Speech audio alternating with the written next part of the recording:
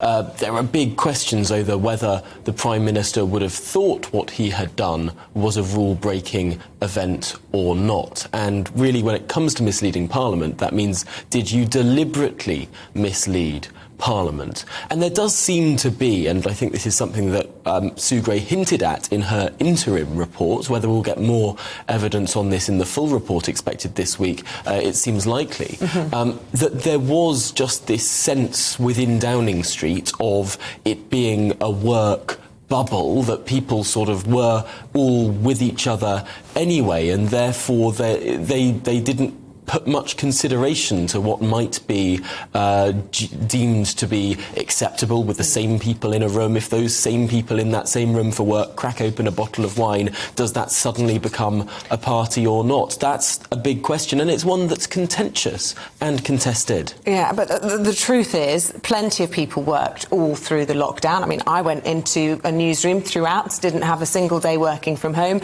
and plenty of key workers, whether it was teachers providing education through home learning or through key worker bubbles, or nurses who were in hospital. They didn't do this in their workplace. So why should it be happening right at the top of government by the people who created the rules? And it comes down to the whole thing of, if Boris Johnson didn't knowingly attend a party, did he not understand his own rules? Well, the Met Police clearly have said that in this particular event, the Prime Minister didn't break the rules. And I think there's going to be a really interesting, lots of analysis to be done over what the Met Police criteria were there. For example, how long was the Prime Minister there for? What was he doing there? And it does look in the photographs, he's got his red box next to him, he's standing in a doorway.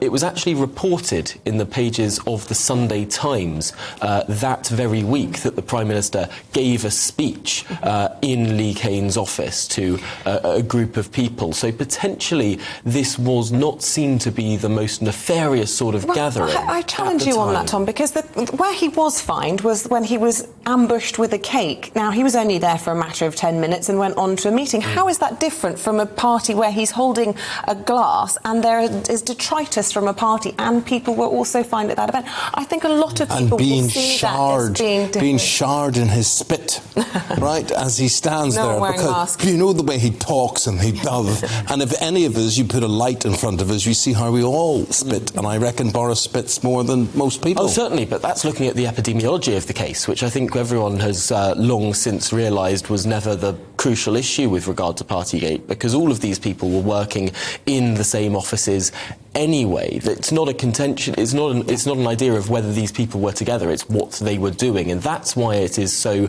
contested. Perhaps what the Metropolitan Police decided with regard to the Cabinet Room cake event is because the Prime Minister's wife was there. Maybe that was a different situation compared to what happened in Lee Cain's office, where it was all people who officially work for the government. I don't know if that was their decision, but it does look like they have set a delineation there. Yes, and what you're demonstrating is that this does raise more questions, and the Liberal Democrats have come out and said, we want this investigated, we want to know what was behind the Metropolitan Police's decision.